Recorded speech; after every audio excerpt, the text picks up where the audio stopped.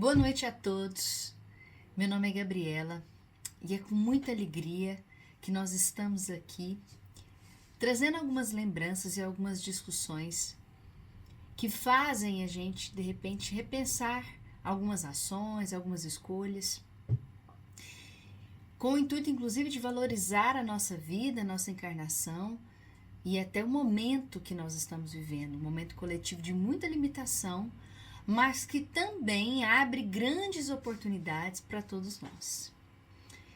Setembro é um mês conhecido aí como Setembro Amarelo, por muitos de nós, não só aqui no Brasil, mas até de maneira global. E o Setembro Amarelo, geralmente nós fazemos uma campanha que chama Campanha de Valorização da Vida, em Defesa da Vida, Camilo Castelo Branco, com foco na prevenção ao suicídio. Em maio, várias casas espíritas e vários grupos têm feito ações que têm esse mesmo objetivo. Então, é como se fosse uma extensão do nosso mês de setembro.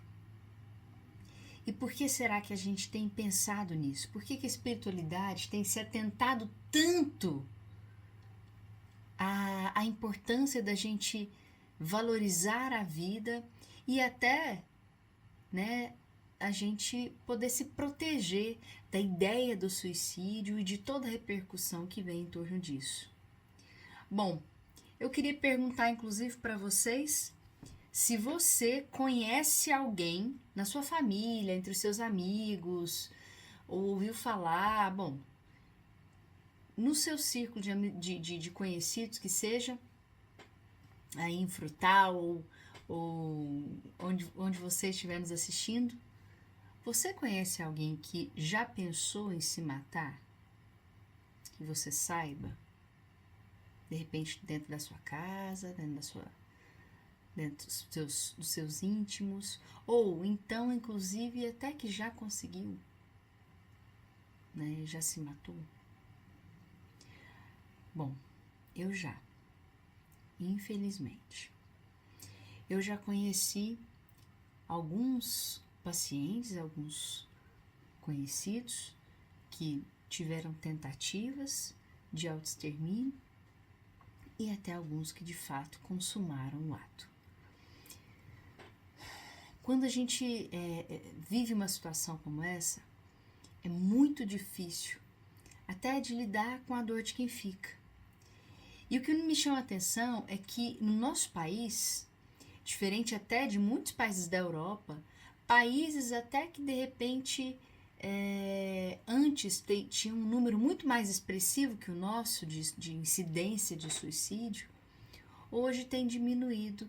E o nosso país, o nosso Brasil, a pátria do Evangelho, tem tido um aumento progressivo na taxa de suicídios.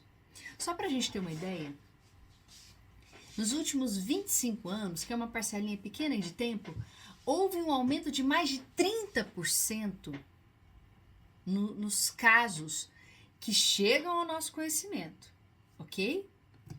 Inclusive, atualmente nós estamos tendo uma média no Brasil, eu estou falando de Brasil, entre 25 a 30 pessoas por dia que se matam por suicídio.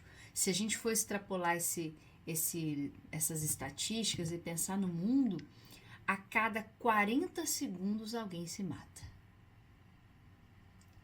Isso é muito forte para a gente pensar e dizer, né? E eu ainda trago uma reflexão seguinte: esse número que eu estou trazendo aqui, esses dados oficiais, são dados oficiais.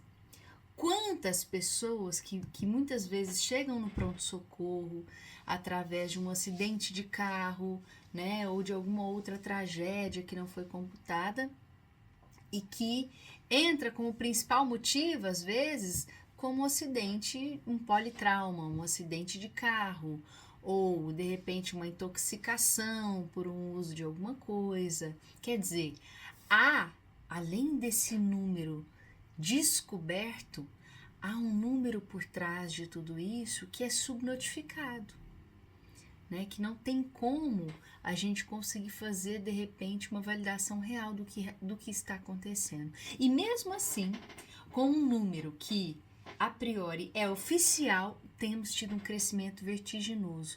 E o que nos chama a atenção? Em duas faixas etárias principalmente, num grupo de adolescentes e num grupo de idosos. Quem teve a oportunidade de ler Memórias de um Suicida, que é uma psicografia da Ivone Pereira, conta a história de Camilo, que era um escritor famoso português, e quando, beirando aí os 80 anos, começou a ficar cego e que, com um grande medo de perder a sua autonomia e o seu prestígio, ele se mata de uma maneira muito trágica.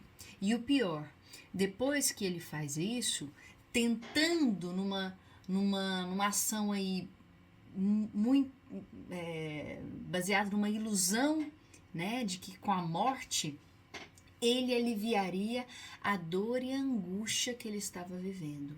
Ele não precisaria ter um enfrentamento que depois que ele desencarnou e infelizmente ficou ali testemunhando a degradação do próprio corpo, ele é resgatado depois de uns anos que passa numa zona umbralina, que aí eles apelidam de Vale dos Suicidas. Ele é resgatado pelos servos de Nazaré, é levado ao Hospital Maria de Nazaré e lá passa por todo um projeto terapêutico, educacional e fica sabendo a real função ou motivo da sua cegueira. E que a cegueira, na verdade, do corpo físico aos 80 anos era a porta aberta para ele conseguir enxergar as grandes verdades que ele precisava naquela encarnação.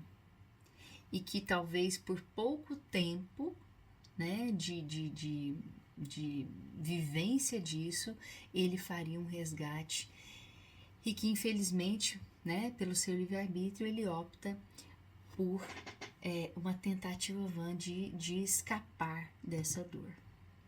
E então, a gente pode pensar, meu Deus do céu, o que será que leva alguém a querer se matar? O que leva alguém a pensar que pode se dispor da própria vida? Isso vai até contra um instinto natural do ser humano, biológico, de autopreservação, espiritual, inclusive, de valorização desta oportunidade divina. O que pode levar alguém? Muitas vezes, a falsa ideia de que aquela morte vai acabar com o sofrimento. Muitas vezes a gente acaba atendendo muitos pacientes nessa situação e muitos nos recorrem dizendo assim, olha, eu quero me livrar dessa agonia infinita que eu estou vivendo. É uma dor, e uma dor física, né, que remédio nenhum do mundo parece que passa a dor, essa dor que eu estou vivendo. Eu queria apagar assim, a minha mente e acordar e tudo normal.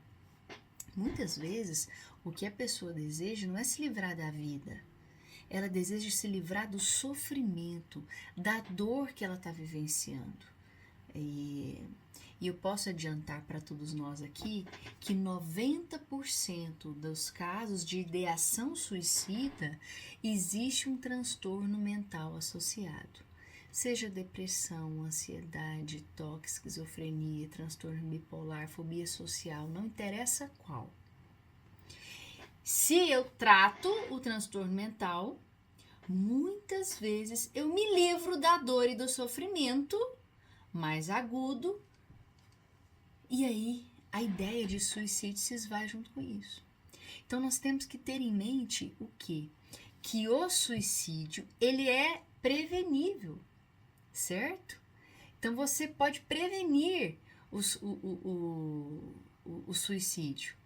E nesse sentido, nós precisamos pensar então quais são as melhores estratégias, as mais eficazes para eu chegar antes, de repente, de um ato impensado, às vezes impulsivo, né? Ou às vezes até mesmo planejado, mas que pode trazer repercussões íntimas, espirituais, familiares, drásticas, seja para o indivíduo ou seja para a família dele.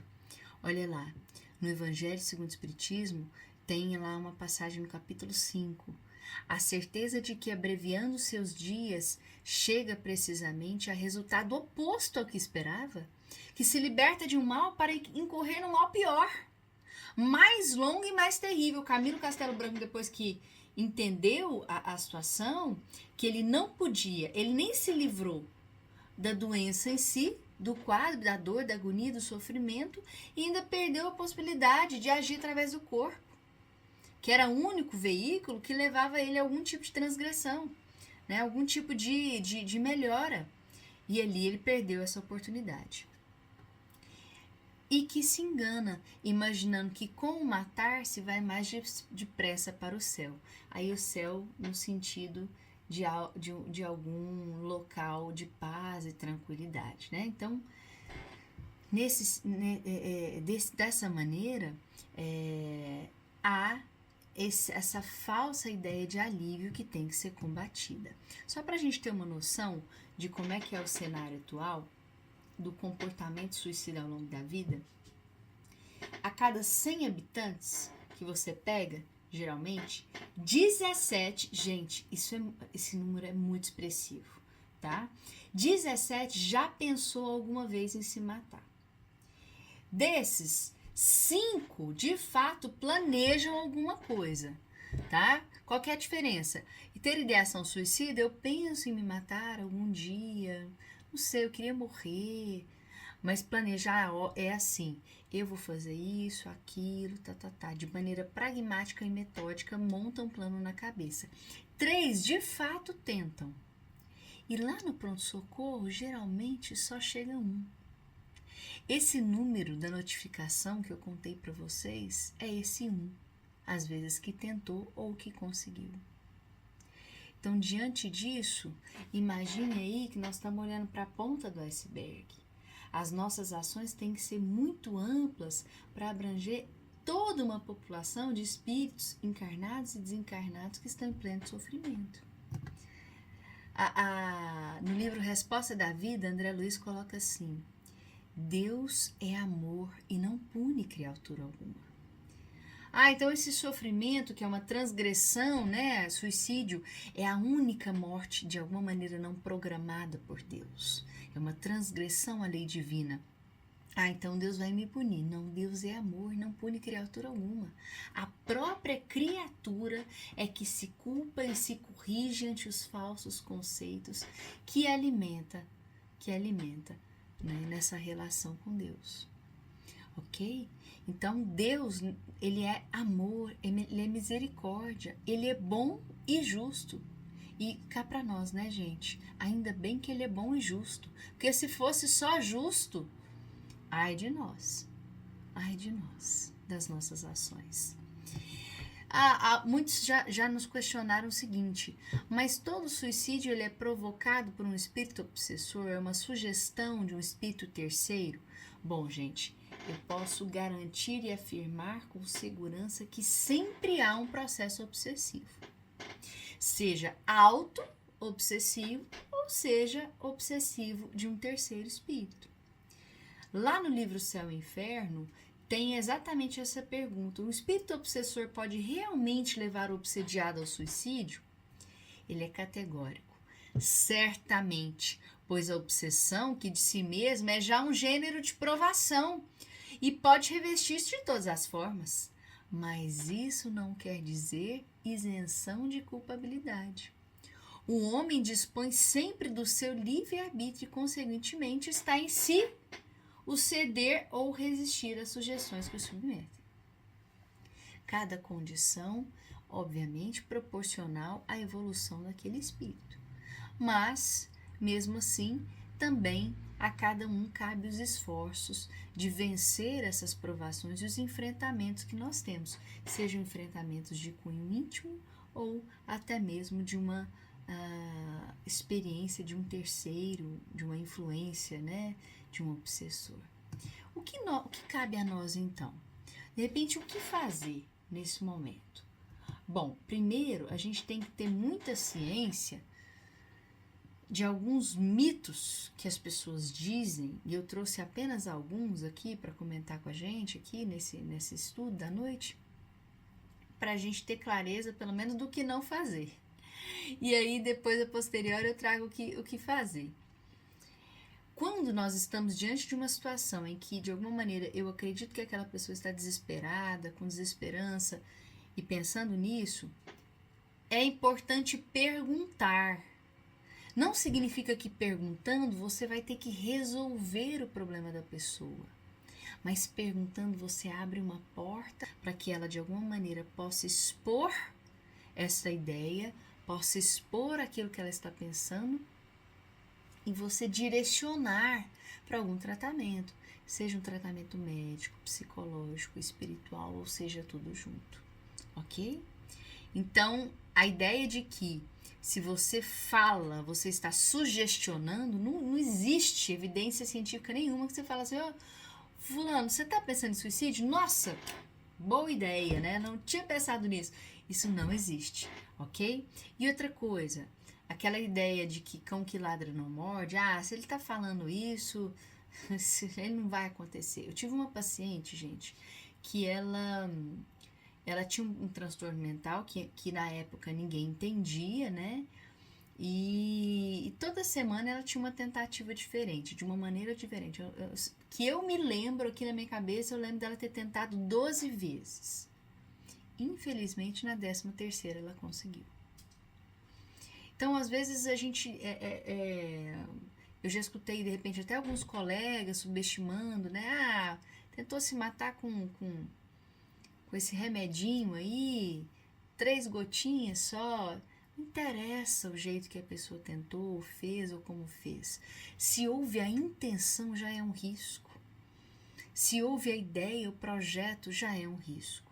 Ok? Inclusive, muitos planejam, muitos pensam em que momento que vai ficar ali mais disposto para isso.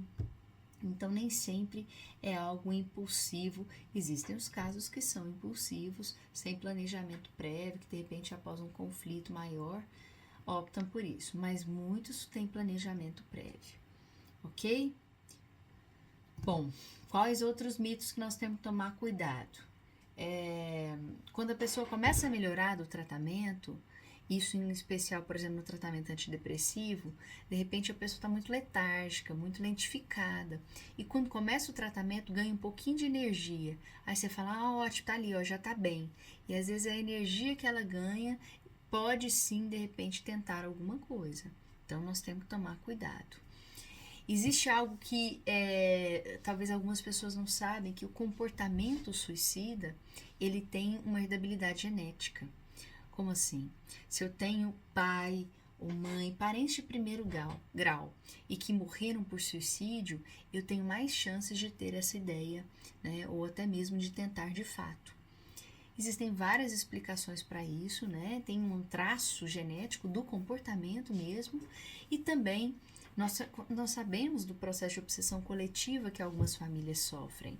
Para quem não conhece, no livro Dramas da Obsessão, acho que eu tô com ele aqui, no Dramas da Obsessão, tem um caso do Leonel em que a família inteira é obsediada e acontecem vários suicídios na família por ação e intensificação de espíritos obsessores, ok? Eu disse que 90% tem transtorno mental associado. Outros 10% não vão ter transtorno mental. Ele não está deprimido, ele não está com transtorno de ansiedade ou um transtorno do impulso. Não está. E aí esses casos são difíceis, porque nós temos que prezar por ações que façam valer a pena a vida, né? A nível existencial, a nível até de conhecimento de que a vida continua. Por isso tão importante a disseminação do espiritismo e outras crenças, é claro, e que entendem que a vida continua e que o sofrimento ele não é aniquilado com essa existência, tá ok? Bom, e por fim, só para a gente encerrar essa parte dos mitos, para a gente não tomar esse cuidado, entender que todos nós estamos predispostos a isso, nós não conhecemos aí o nosso histórico genético familiar, de repente, né, as nossas fragilidades maiores. Isso pode acontecer na nossa casa, com as pessoas queridas da nossa família, e portanto nós temos que estar abertos para acolher ou até ser acolhidos, se esse for o caso, tá bem? Entender que se a pessoa tenta uma vez, a chance dela tentar de novo aumenta muito, ok? Nós temos aí muitos relatos a gente chama até de sobreviventes do suicídio, aqueles que tentam, não conseguem e sobrevivem. E muitos dizem, eu estou extremamente arrependido, não pelo que eu fiz, mas porque o que eu fiz não deu certo. E aí você tem que tomar muito cuidado, porque a chance desses casos de se repetirem e de repente até serem mais letais, pode sim acontecer. E lembrar desses dois públicos mais frágeis agora, né, tanto de adolescente quanto de idosos, ver algumas frases de alerta. O adolescente, pelo aspecto emocional, que está transbordando, que a coisa está em erupção, tudo que você imagina, né?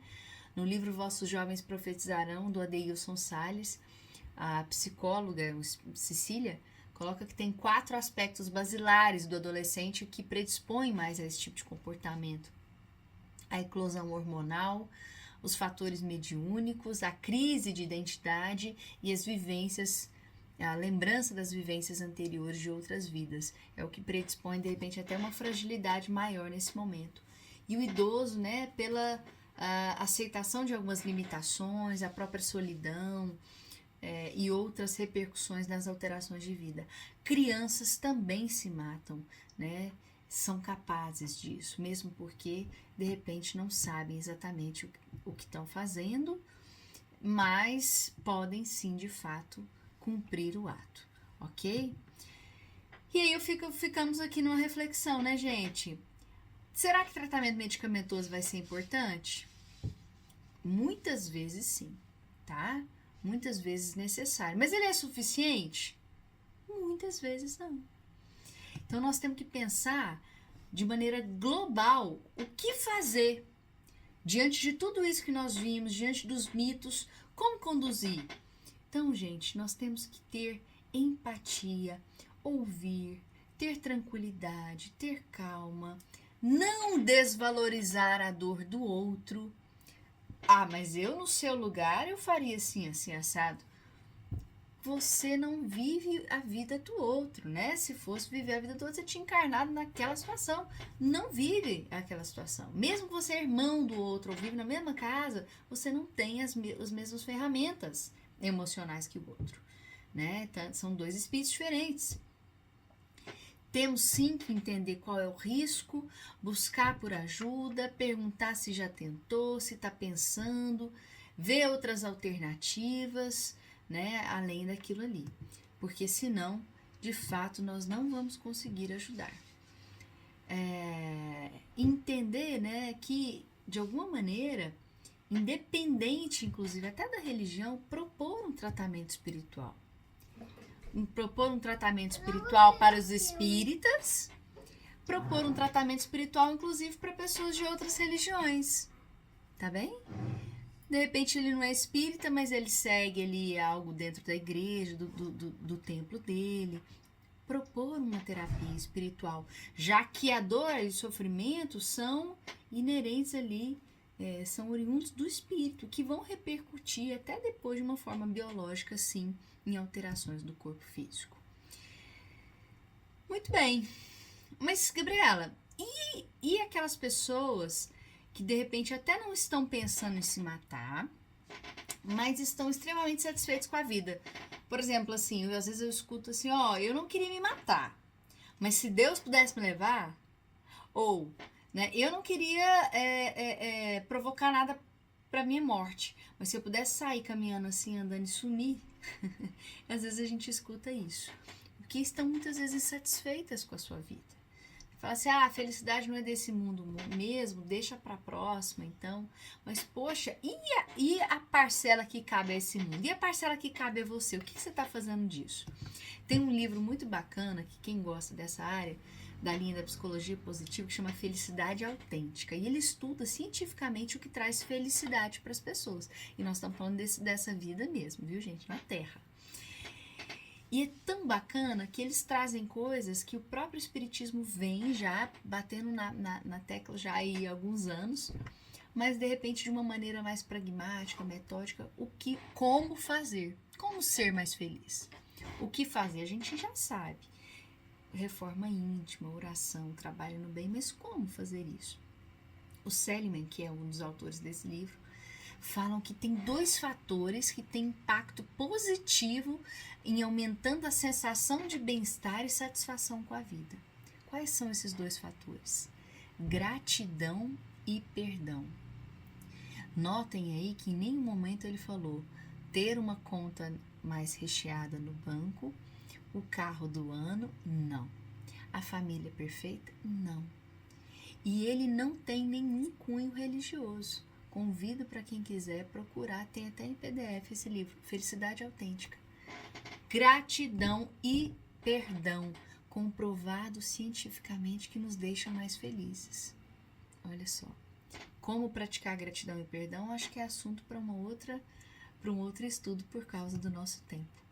Se a gente pudesse, de alguma maneira, hoje nós não vamos prescrever nada, mas se a gente pudesse pegar uma receitinha para o momento que nós estamos passando, e não só esse momento, mas outros momentos de aflição, para que nós, espíritos imperfeitos, passemos aí pela porta estreita, nós vamos ter que emagrecer um pouquinho.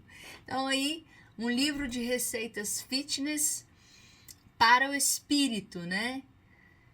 Nós colocamos aí o perdão, a oração, a reforma íntima, a mudança de ambiente exterior e ambiente interior, o trabalho no bem como um veículo de alimentação e retroalimentação de tudo isso que está aí, né, citado nos itens anteriores, o tratamento espiritual, focando o processo desobsessivo e confiar sempre no maior médico de todos os tempos, né, no mestre dos mestres, o nosso guia e modelo, que é Jesus, que inclusive já nos trouxe aí as bem-aventuranças, pensando em tudo isso que nós estamos vivendo.